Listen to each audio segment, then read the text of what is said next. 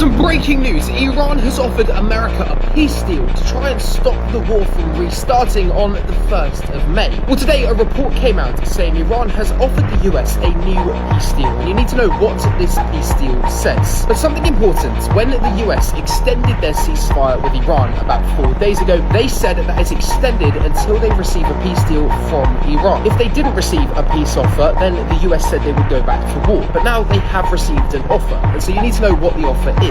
Well, in this Iranian offer, it said today that Iran has detailed out how they're going to reopen the Straits of Hormuz. According to two US officials who know about this, they say Iran has given the US a choice. And Iran's offer is that they will reopen the Straits of Hormuz, but the nuclear talks and further peace talks will be postponed for later. And so in return for the US not going back to war with Iran, Iran will reopen the Strait of Hormuz, which is really what the US wants ultimately. And so it seems like Iran is happy to make this concession in order to not restart the war that would cause more damage than reopening the straits. But as well as that, the US will have to lift their naval blockade against Iran. And if the US does that and Iran opens the strait, then Iran says that the ceasefire will be permanently extended. And then they can go back to what they were doing, which was having the nuclear talks sometime in the future once that's agreed on. And so this seems like a long-term peace plan that Iran has put forward. Rather than trying to come to an agreement now, they're just trying to stop the fighting so that they can talk in the future. And to be fair, it's not unlikely that Iran and the US will come to an agreement. Polymarket, a place where you can predict world events, predicts there is a 30% chance that the US and Iran will sign a